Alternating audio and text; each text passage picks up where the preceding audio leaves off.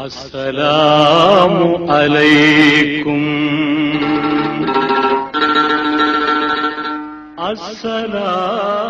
அஸ்ஸலாமு அலைக்கும். அல்ஹம்துலில்லாஹி ரப்பில் ஆலமீன். வஸ்ஸலாத்து வஸ்ஸலாமு அலா காத்தமின் நபிய்யீன் வ அலா ஆலிஹி தய்யிபீன் வ அஸ்ஹாபிஹி தாஹிரீன் வல் முஃமினீன வல் முஸ்லிமீன குல்லிஹிம் அஜ்மஈன். அம்மா பஅத்.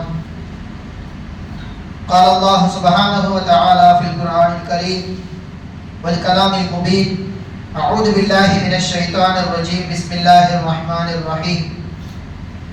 إن أول بيت وضع للناس للذي ببكة مباركا وهدى للناس. صدق الله العظيم. قال محمد رسول الله صلى الله عليه وسلم في حديثه الشريف: من أراد الحج فليتعجل. صدق رسول الله صلى الله عليه وسلم. எல்லா புகழும் அளவற்ற அருளாளன் நிகரற்ற அன்புடையவனுமாகிய அல்லாஹுக்கே உண்டாகட்டும். அல்லாஹுவின் ஸலாத்தும் ஸலாமும் நம் உயிரினும் உயிரான நம் உயிரிலும் மேலான கண்மணி நாயகம் ரசூலுல்லாஹி ஸல்லல்லாஹு அலைஹி வஸல்லம் அன்னவர்கள் மீதும், அவர்களை அடிபெறலாமல் பின்பற்றிய பரிசுத்த குடும்பத்தார்கள், சத்திய சஹாபாக்கள், தாபீன்கள், தபவு தாபீன்கள் மற்றும் இந்த ஜும்மா நன்னாளிலே ஒன்று கூடியிருக்கும் நம் அனைவரின் மீதும் அல்லாஹ்வின் அன்பும் அருளும் என்றென்றும் நிறைவாக உண்டாவதாக. ஆமீன். சகை மிகுந்த மாதங்கள் என்று சொல்லப்படுகின்றதில் முக்கியமான மாதமான துல்கஅதா மாதத்திலே முதல் ஜும்மாவில் அல்லாஹு தஆலா நம்மை ஒன்று சேர்த்திருக்கிறான். அல்லாஹ் சுப்ஹானஹு வ தஆலா இந்த சகை மிகுந்த மாதத்தின் பொருட்டினால் நம்முடைய எல்லா விதமான ஹலாலான ஹாஜத்துகளையும் அங்கீகரித்துக் கொள்வானாக. துல்கஅதா மாதம் ஆரம்பித்தவுடன் உலகில் பல்வேறு பகுதிகளில் இருந்து முஸ்லிம் சமுதாயம் ஹஜ்ஜிற்காக வேண்டியும் உம்ராவிற்காக வேண்டியும் புறப்பட தயாராகி கொண்டிருக்கிறார்கள். நிறைய நபர்கள் சென்றிருப்பார்கள், செல்ல இருக்கிறார்கள். அதன் அடிப்படையில் இன்றைய தினம் ஹஜ்ஜை குறித்த விஷயங்களையும், குறிப்பாக கஅபத்துல்லாவை பற்றி குர்ஆனிலும் ஹதீஸிலும் வரலாற்றிலும் சொல்லப்பட்ட செய்திகளை குறித்து தான் இன்று நாம் சிந்தித்து உணர இருக்கின்றோம். எல்லாம் வல்ல அல்லாஹ் சுப்ஹானஹு வ தஆலா மௌத்திற்குள்ளாக ஹஜ் செய்யக்கூடிய பாக்கியத்தை நம் அனைவருக்கும் நஸீபாக்குவானாக.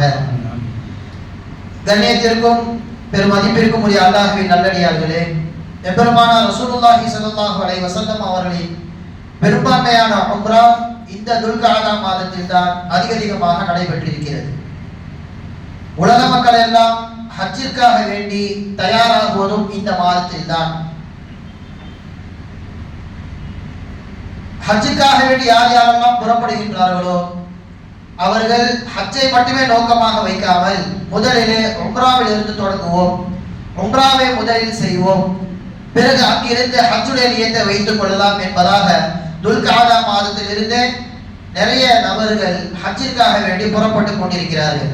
அல்லாஹு தஆலா யார் யாரெல்லாம் இந்த வருடம் ஹஜ் செய்வதற்காக வேண்டி புறப்பட்டிருக்கிறார்களோ அனைவருடைய ஹஜ்ஜையும் அல்லாஹு தஆலா கபூல் செய்வானாக. பொதுவாகவே இஸ்லாமிய மார்க்கம் ஒற்றுமைக்கும் நிற வேற்றுமைக்கும் ஏற்றத்தாழ்வுக்கும் எதிரானது. ஒற்றுமையாக இருப்பதற்கு இஸ்லாமிய மார்க்கம் எப்படியெல்லாம் நம்மை ஒன்று சேர்க்கிறது. ஒரு நாளைக்கு 5 வேளை தொழுகையில் அல்லாஹ் தஆலா நம்மை ஒன்று சேர்த்திருக்கிறார்.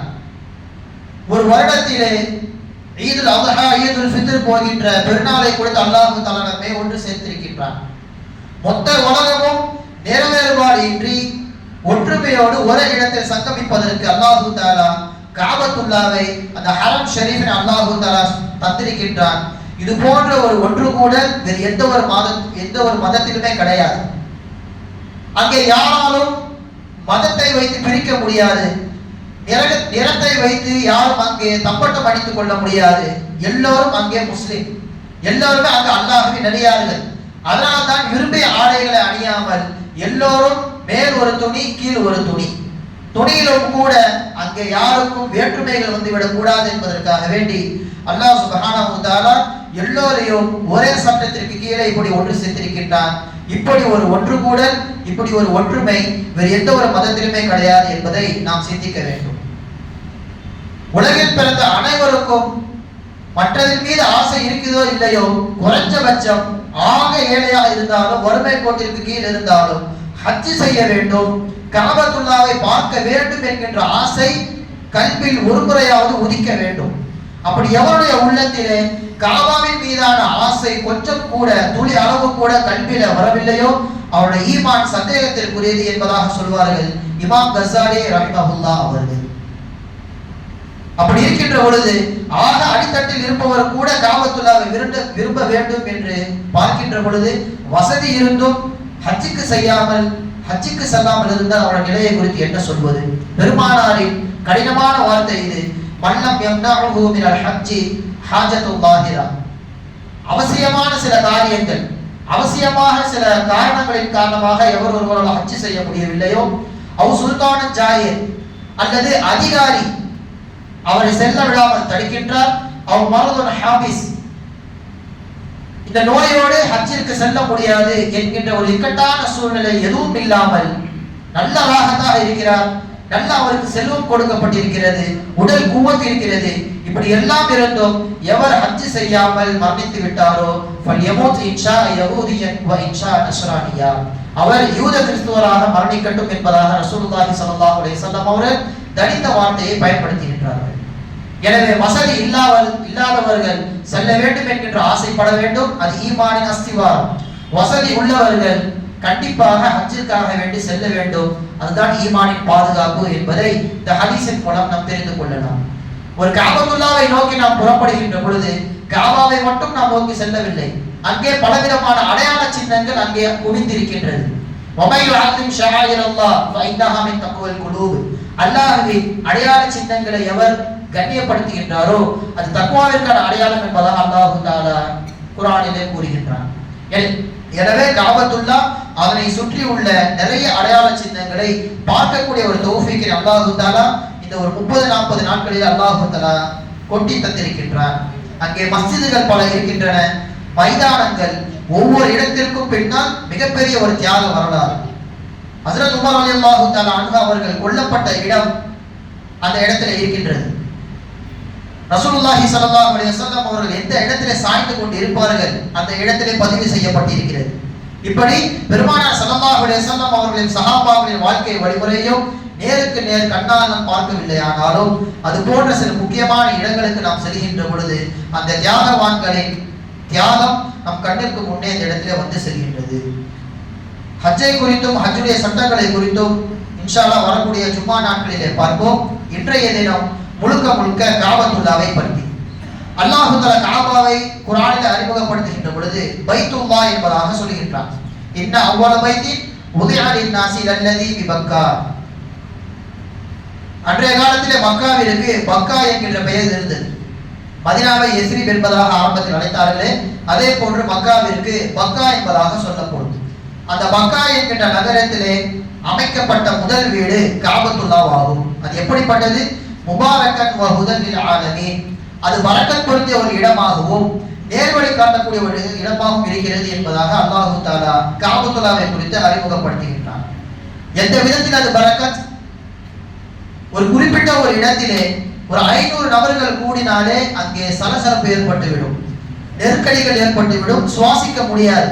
ஆனால் கஅபத்துல்லாஹ் அந்த ஹரம் ஷரீஃபை நீங்கள் பார்த்தால் தெரியும், சுமார் வருடத்திற்கு 20 to 35 லட்சம் வரைக்கும் மக்கள் கூடுகின்றார்கள். எந்த உயிர் சேதமும் ஏற்படாது, எந்த நெருக்கடிகளும் ஏற்படாது.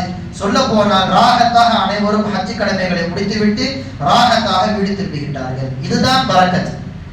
பார்ப்பதற்கு குறைவான இடமாக தெரியும், நிறைய நபர்கள் கூடுவதை போன்று தெரியும். அங்க யாருக்கும் இடம் இல்லாமல் இல்லை, எல்லாருக்கும் அந்த மினாவில இடம் கிடைக்கும். அந்த மினாவிலே அல்லாஹ் சுப்ஹானஹு வ தஆலா அப்படி ஒரு பரக்கத்தை ஏற்படுத்தி வைத்திருக்கிறான். மட்டும் கிடையாது, ஷைத்தானுக்கு கல் எறிவதற்கு லாரி லாரியாக கொண்டு வந்து கற்கள் யாரும் கொட்டுவது கிடையாது. அங்கே யார் கை வைத்தாலும் 7 கற்கள் கிடைக்கும் அளவுக்கு கற்கள் அங்கே கிடக்கும். அது எங்கிருந்து வருகிறது, எப்படி வருகிறது என்கின்ற எல்லா ஞானமும் அல்லாஹ் தஆலாவுக்கு மட்டுமே சொந்தம். யாரும் கற்களை வந்து அங்க கொட்டுவது கிடையாது. நினைத்தால் கற்கள் கையிலே கிடைக்கும். இப்படி ஒரு பரக்கத் வாய்ந்த ஒரு பூமியாக அல்லாஹ் சுப்ஹானஹு வ தஆலா அந்த ஹரம் ஷரீஃபினை மக்கா நகரை ஆக்கி வைத்திருக்கின்றான். மேலும் சொல்கின்றான், வஹுதல் லில் ஆலமீன். இந்த காபத்துல்லா ஒட்டுமொத்த மனித சமூகத்திற்கும் அகிலத்தாருக்கும் நேர்வழி காட்டக்கூடியதாக இருக்கிறது. அங்கிருந்தான் நேர்வழி பறந்தது, அங்கிருந்தான் நேர்வழி என்பது பிரிந்தது. சொல்ல போனால் உலகமே அல்லாஹ் சுப்ஹானஹு வ தஆலா படைப்பதற்கு அஸ்திவாரமாக ஆரம்ப புள்ளியாக அந்த காபத்துல்லாவை தான் ஆக்குகின்றான். ஹஜ்ரத் இப்னு அப்பாஸ் ரலியல்லாஹு தஆலா அன்ஹு அவர்கள் சொல்வார்கள், முதலாக உலகத்தின் முதல் புள்ளி, முதல் ஒரு நிலம் என்பது அந்த காபத்துல்லா தான். அங்கிருந்து அல்லாஹ் சுப்ஹானஹு வ தஆலா நிலத்தை பரப்புகின்றான். எப்படி ஒரு இடத்திலே மண்ணை குவித்து விட்டு அது கைகளால் விளக்க அந்த மண் குவியல் பறந்து பெரிதாக மாறுகின்றதோ அதே போன்றுதான் காபா என்கின்ற அந்த இடத்தை முதல் அல்லாஹ் தஆலா நிலமாக படைக்கின்றான். அங்கிருந்து விரிக்கப்பட்டதுதான் ஒட்டுமொத்த உலகம் என்பதாக சொல்வார்கள் ஹஜ்ரத் இப்னு அப்பாஸ் ரலியல்லாஹு தஆலா அன்ஹு அவர்கள். உலகில் அனுப்பப்பட்ட எல்லா நபிமார்களும் ஹஜ்ரத் ஆதம் அலைஹிஸ்ஸலாம் அவர்கள் முதற்கொண்டு ரசூலுல்லாஹி ஸல்லல்லாஹு அலைஹி வஸல்லம் அவர்கள் வரை காபாவிற்கு செல்லாமல் எந்த ஒரு நபியும் கிடையாது. எல்லோரும் காபாவிற்கு சென்றிருக்கிறார்கள், தரிசனம் செய்திருக்கிறார்கள். எல்லா நபிமார்களின் கால்பட்ட ஒரு பூமியாக, பரக்கத் பொருந்திய ஒரு பூமியாக அல்லாஹ் தஆலா இந்த காபத்துல்லாவை ஆக்கி இருக்கின்றான். நமக்கெல்லாம் பிறக்கின்ற பொழுதே, பிறப்பதிலிருந்து இறக்கின்ற வரைக்கும் காபத்துல்லாவை முன்னோக்கக்கூடிய பாக்கியம் நமக்கு கிடைக்கின்றது. தினந்தோறும் தொழுகையிலே முன்னோக்குகின்றோம். ஆனால் ரசூலுல்லாஹி ஸல்லல்லாஹு அலைஹி வஸல்லம் ஆரம்ப காலம் என்பது அப்படி கிடையாது. ஒரு 16 அல்லது 17 மாதங்கள் முழுக்க ஸல்லல்லாஹு அலைஹி வஸல்லம் அவர்கள் பைத்துல் முகத்தஸை நோக்கி தொழுக ஆரம்பித்தார்கள். அதை நோக்கிதான் அவர்களுடைய அந்த பயணம் என்பது இருந்தது. ஆனாலும் மனசுல ஒரு சின்ன ஆசை, எப்படியாவது காபத்துல்லாவை நோக்கி தொழுக வேண்டும். சஹாபாக்களும் ஆசைப்பட்டார்கள். ஒரு 16 மாதங்கள் ஸல்லல்லாஹு அலைஹி வஸல்லம் அவர்கள் அரை மனதோடு பைத்துல் முகத்தஸை நோக்கி அவர்கள் தொழுகின்றார்கள். திடீரென அல்லாஹ் சுப்ஹானஹு வ தஆலா அவருடைய ஆசையை கபூல் செய்கின்றான். கதினரா தகல்லுப வஜ்ஹிக ஃபிஸ் ஸமா, நபியே நாயகமே, உங்களுடைய ஆசையை நீங்கள் வானத்தை நோக்கி அறிவிப்பு வராதா? அல்லாஹ் தஆலா காபாவை நோக்கி நம்மளை தொழ சொல்ல மாட்டானா என்பதாக நீங்கள் வானத்தை நோக்கியே பார்த்து கொண்டிருக்கிறீர்கள். நாம் அதை கவனித்தோம். ஃபலவல்லி அன்னல் கிப்லத்தன் தர்தாஹா, நீங்கள் எதை ஆசைப்படுகின்றீர்களோ அப்படிப்பட்ட கிப்லாவின் பக்கமே உங்களை நாங்கள் திருப்புகின்றோம். ஃபவல்லி வஜ்ஹக ஷத்ரல் மஸ்ஜிதில் ஹராம், எனவே நீங்கள் காபாவை நோக்கி முன்னோக்கி தொழுங்கள் என்பதாக ஒரு 17 மாதங்களுக்கு பிறகுதான் அந்த அறிவிப்பு வருகிறது. அப்போதிலிருந்து இப்போது வரைக்கும் மரணமானதும் கூட கபரிலே நாம் வைக்கப்படுகின்ற பொழுது காபாவை நோக்கியவாறு நம்முடைய முகம் இருக்கும். அப்படி வாழ்நாள் முழுக்க காபாவை முன்னோக்கியவாறு ஒரு முஸ்லிமின் பயணம் என்பது இருக்கின்றது. அல்லாஹ் சுப்ஹானஹு வ தஆலா இந்த காபத்துல்லாவை கண்ணியப்படுத்துவதற்கு என்ன செய்தான்? மனிதர்களை கொண்டு இது முதலாக கட்டவில்லை. இதற்கு அஸ்திவாரம் இட்டது மலக்குமார்கள். குர்ஆனிலே நீங்கள் இந்த வசனத்தை கேள்விப்பட்டிருப்பீர்கள். வ இத் கால ரப்புக லில் மலாயிகதி இன்னி ஜாஇலுன் ஃபில் அர்தி கலீஃபா, மலக்குகளுக்கு அல்லாஹ் தஆலா சொல்கின்றான், நான் பூமியிலே ஒரு பிரதிநிதியை ஏற்படுத்த போகின்றேன் என்று சொன்னவுடன் மலக்குகள் சொல்லும் வார்த்தை என்ன? அவர்கள் அடித்துக் கொள்வார்கள், சண்டையிட்டுக் கொள்வார்கள், ரத்தம் சிந்துவார்கள். அப்படிப்பட்ட மனிதனாடி படைக்கப் போகிறாய் என்று அல்லாஹ் தஆலா சொல்லும் பொழுது இவர்கள் கூறுகின்றார்கள். அல்லாஹ் தஆலா சொன்னான், இன்னி அஅலமு மா லா தஅலமூன், உங்களுக்கு தெரியாதது எனக்கு தெரியும். ஒருவேளை அல்லாஹ் நம்மளை கோபப்பட்டு விட்டானோ என்று நினைத்துவிட்டு மலக்குமார்கள் அல்லாஹ்வுடைய அர்ஷை சுற்றுகின்றார்கள். இதே தஃசீர் குர்துபியிலே பதிவு செய்யப்படுகிறது. அப்ப அல்லாஹ்வுடைய அர்ஷை சுத்துகின்ற பொழுது அல்லாஹ் தஆலா சாந்தம் அடைகின்றான். நீங்கள் என்னுடைய அர்ஷை சுத்தாதீர்கள், நான் சொல்கின்ற இந்த இடத்தை நீங்கள் தவாஃப் செய்யுங்கள் என்பதாக அல் பைத்துல் முராஹ் என்று சொல்லப்படுகின்ற பைத்துல் மஅமூரை அல்லாஹ் தஆலா காண்பிக்கின்றான். நீங்கள் வானத்திலே இந்த பைத்துல் மஅமூரை சுற்றுங்கள். பூமிக்கு சென்று அங்கே மனிதர்கள் வந்ததற்கு பின்னால் அவர்களும் என்னுடைய பேச்சை மீறக்கூடியவர்கள் இருப்பார்கள், அவர்களிலும் பாவம் செய்யக்கூடியவர்கள் இருப்பார்கள். அப்படி பாவம் செய்தவர்கள் பாவத்தை இறக்கி வைக்கும் இடமாக உலகத்திலேயே ஒரு இடம் வேண்டும். அந்த காபத்துல்லாவை நீங்கள் தான் தயார் செய்ய வேண்டும் என்பதாக மலக்குகளை அல்லாஹ் தஆலா அனுப்பி வைக்கின்றான். அவர்கள் முதலாக அடையாளம் இட்ட இடம்தான் இன்று நாம் பார்க்கின்ற காபத்துல்லா. இப்படி அல்லாஹ் தஆலா காபத்துல்லாவை அடித்தளமாக இட்டது மலக்குமார்களை வைத்து. படைப்புகளிலேயே மிகவும் சிறந்தவர்கள். அங்கிருந்து தொடங்கியதுதான் காபத்துல்லாவின் பயணம். அதற்கு பிறகு ஹஜ்ரத் ஆதம் அலைஹிஸ்ஸலாம் அவர்கள் அதற்கு ஒரு குடிசையை போன்று, ஒரு கூடாரத்தை போன்று கட்டினார்கள். அதற்கு பிறகு வெள்ளப்பிரளயம் ஏற்படுகின்றது. அந்த வெள்ளப்பிரளயத்தை முழுவதுமாக அடித்து சென்று விட்டது. பிறகு இப்ராஹிம் அலைஹிஸ்ஸலாம் அவர்கள் அதை புனரமைப்பு செய்கின்றார்கள் இஸ்மாயில் அலைஹிஸ்ஸலாம் அவர்கள் உதவியோடு. அதற்கு பிறகு அமாலிகா என்கின்ற கூட்டம் அதை இடித்து கட்டுகின்றது. பிறகு ஜுர்ஹும் கூட்டம், பிறகு ஸல்லல்லாஹு அலைஹி வஸல்லம் அவர்கள் காலத்திலே வாழ்ந்த குஸை என்பவர் கட்டினார். அதற்கு பிறகு இப்படியே குறைஷிகள் கட்டினார்கள். அப்புறம் அப்துல்லா இப்னு சுபைர் அவர்கள் கட்டினார்கள். கடைசியாக கொடுங்கோல் அரசன் என்று சொல்லப்படுகின்ற ஹஜ்ஜாஜ் இப்னு யூசுப் கட்டிய அந்த காபத்துல்லா தான் இன்று வரை நாம் பார்த்து கொண்டிருக்கின்றோம். இப்படி காபத்துல்லா அவருடைய பயணம் என்பது மிகவும் அலாதியானது. ரசூலுல்லாஹி ஸல்லல்லாஹு அலைஹி வஸல்லம் அவர்கள் இந்த காபத்துல்லாவை குறித்து ஹதீஸிலே நிறைய விஷயங்களை சொல்லியிருக்கிறார்கள். அல்லாஹ் சுப்ஹானஹு வ தஆலா மனித சமூகம் பாவம் செய்வார்கள் என்பது அல்லாஹ் தஆலாவிற்கு தெரியும். ஆனால் ஒரு எஜமானனின் தயால குணம் என்ன?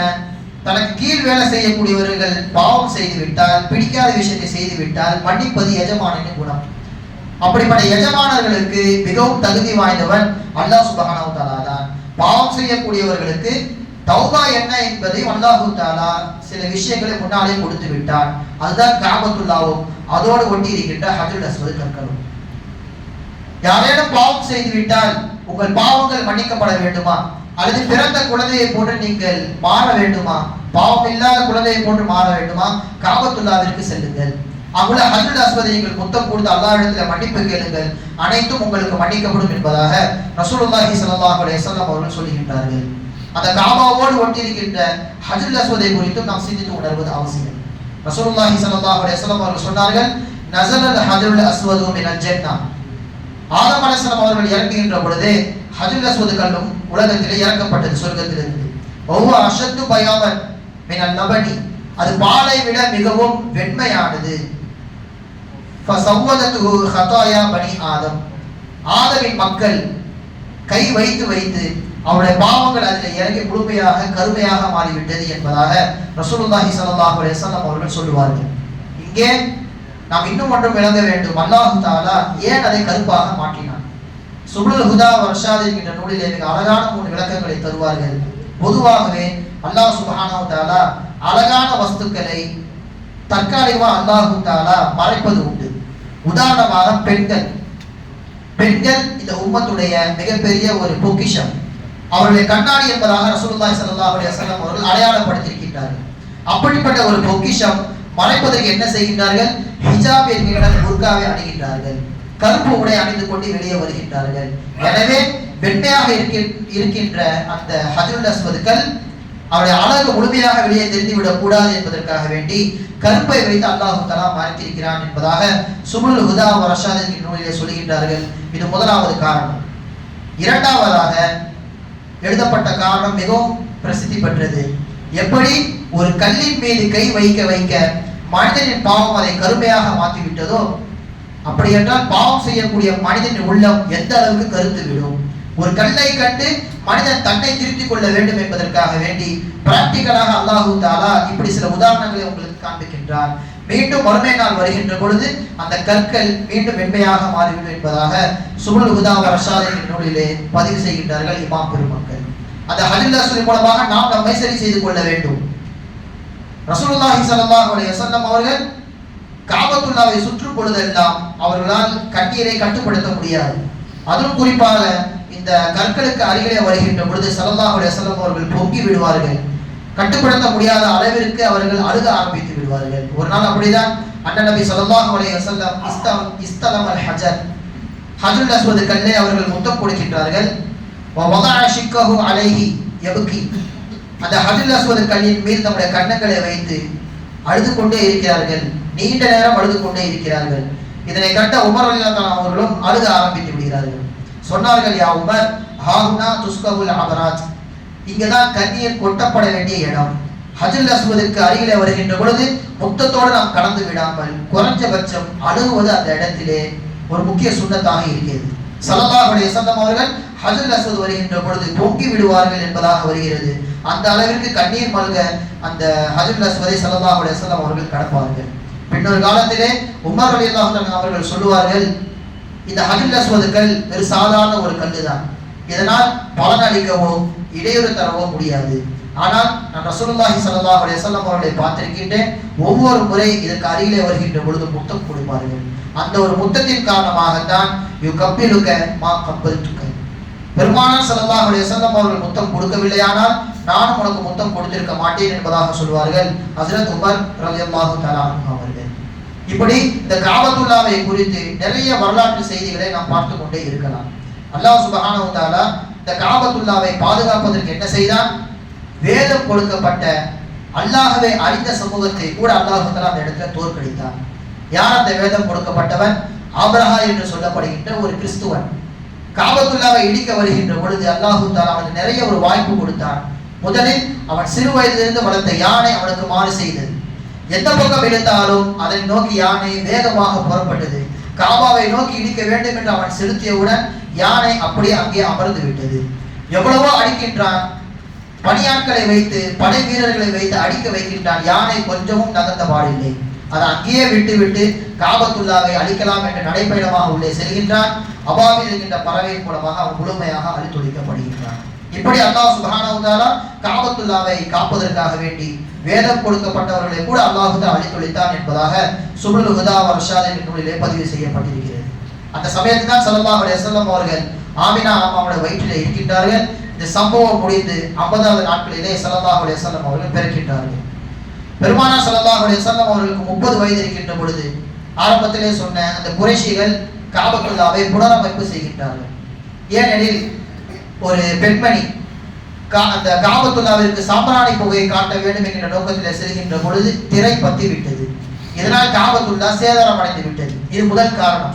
இரண்டாவது, ஆரம்பத்திலே வாசல் இப்போது இருப்பதை போன்று தலைக்கு மேல் இருக்காது. அது தரையோடு தரையாக ஒட்டி கொண்டிருக்கும். ஏதேனும் மழை பெய்தால் அல்லது வெள்ளம் வந்தால் காபத்துல்லாவிற்குள்ளே தண்ணீர் போய்விடுகிறது. அதனால் சுவர் சேதாரம் அடைந்து விடுகிறது என்கின்ற நோக்கத்திலே அதை இடித்து கட்ட வேண்டும் என்று குறைஷிகள் அந்த இடத்துல ஆசைப்பட்டார்கள். எனவே அந்த முழுவதுமாக அதை இடித்து கட்டப்படுகின்றது.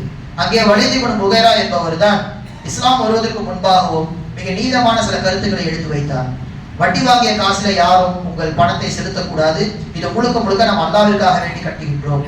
காசே இல்லை என்றாலும் பரவாயில்லை, நீங்கள் ஹலாலான காசை மட்டும்தான் தர வேண்டும், ஹராமை ஒருபோதும் தந்து விடாதீர்கள். எனவே ஹலாலான காசை வைத்து ஒரு குறிப்பிட்ட அளவுதான் கட்ட முடிந்தது. பிறகு காபத்துல்லாவின் பகுதி என்பதாக வெளியிலே ஹதீம் என்று சொல்லப்படுகின்ற ஒரு வளைவு சுவர் அந்த இடத்துல கட்டப்பட்டிருக்கும். அது வரைக்கும் காபத்துல்லா தான். ஆனால் இவ்வளவுதான் கட்ட முடிந்தது அவர்களால். இப்போது வரைக்கும் ஸல்லல்லாஹு அலைஹி வஸல்லம் அவர்கள் காலத்தில் இருந்ததை போன்றே நாம் பார்க்க முடிகின்றது. ஆனாலும் ஸல்லல்லாஹு அலைஹி வஸல்லம் அவர்களுக்கு ஒரு ஆசை, காபத்துல்லா நினைத்ததை போன்று உயரமாக கட்டப்பட்டு விட்டது, தலைக்கு மேல் வாசல் வந்து விட்டது.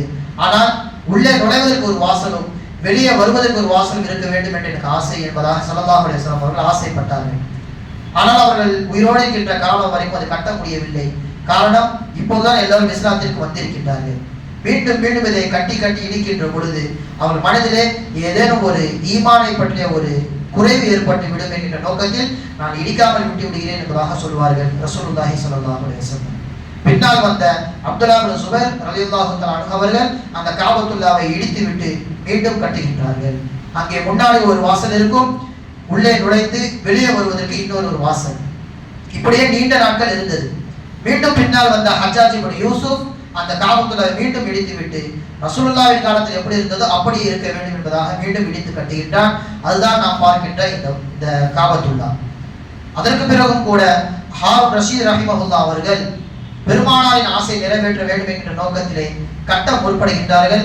சமகாலத்தில் வாழ்ந்த மாலிக் இப்னு தீனார் மாலிக் ரஹிமஹுல்லாஹ் அவர்கள் என்ன சொல்கின்றார்கள், இப்படியே மாறி மாறி நீங்கள் கட்டியிருந்தால் இஸ்லாம் பலகீனப்பட்டு போய்விடும், மக்கள் மனதிலே குறைவு ஏற்பட்டுவிடும். எனவே தயவு செய்து அதை அப்படியே விட்டு விடுங்கள் என்பதாக அவர்கள் ஃபத்வா கொடுக்கின்றார்கள். ஹாரூன் ரஷீத் ரஹிமஹுல்லாஹ் அவர்களும் அதை அப்படியே விட்டு விடுகின்றார்கள். பெருமானார் ஸல்லல்லாஹு அலைஹி வஸல்லம் அவர்கள் ஜீவித்த காலத்தில் இருந்து இப்போது வரைக்கும் நடக்கின்ற ஒரு அதிசயம் அந்த காபத்துல்லாவின் சாவி. அந்த சாவியை யார் யாரெல்லாம் வைத்திருக்கின்றார்களோ, அதாவது உஸ்மான் இப்னு தல்ஹா ரலியல்லாஹு தஆலா அன்ஹு அவர்கள் கையிலே தான் ஒப்படைக்கப்படுகின்றது. இன்றளவும் கூட சவுதியின் மன்னனாக இருந்தாலுமே அந்த குடும்பத்திடம் சாவியை வாங்கிவிட்டு தான் காபத்துல்லாவிற்கு செல்ல முடியும். அரசன் தானே என்பதாக பிடித்துக் கொள்ள முடியாது. காரணம், ஸல்லல்லாஹு அலைஹி வஸல்லம் அவர்கள் தடை விதிக்கிறார்கள். கியாமத் வரைக்கும் இந்த குடும்பமே இந்த சாவிக்கான பொறுப்பு. இவரிடமிருந்து சாவியை பிடுங்குபவர் கண்டிப்பாக அநியாயக்காரராகத்தான் இருப்பார் என்பதாக ஸல்லல்லாஹு அலைஹி வஸல்லம் அவர்கள் சொல்லிவிட்டார்கள். அன்றிலிருந்து இன்று வரைக்கும் அந்த சாவி அந்த குடும்பத்திடம் தான் இருக்கிறது. அதிசயம் என்னவென்றால், இப்போது வரை அந்த குடும்பத்திலே ஆண் குழந்தைகள் மட்டும்தான் பிறக்கின்றன, பெண் குழந்தைகள் பிறக்கவே இல்லை. காரணம், ஸல்லல்லாஹு அலைஹி வஸல்லம் அவர்கள் சொன்ன வார்த்தை என்ன, கியாமத் நாள் வரைக்கும் உங்கள் சந்ததி தான் பாதுகாக்கும், உங்கள் சந்ததி மட்டும்தான் இதை கையில் வைத்துக் கொள்ளும் என்பதாக சொன்னார்கள். அந்த வார்த்தை இப்போது வரைக்கும் நிறைவேறிக் கொண்டே இருக்கிறது. ஒரு பெண் குழந்தையை கூட அந்த வம்சத்தில் பிறக்கவே இல்லை. ஆண் வாரிசுகளிடமே இந்த சாவி என்பது இருந்து கொண்டே இருக்கிறது. இப்படி நாம் நினைப்பதற்கு அப்பாற்பட்டதுதான் காபத்துல்லாவும் காபா சம்பந்தப்பட்ட எல்லா வஸ்துக்களும். இன்ஷா அல்லாஹ் வரக்கூடிய நாட்களிலே இன்னும் சில விஷயங்களை நாம் தெரிந்து கொள்வோம்.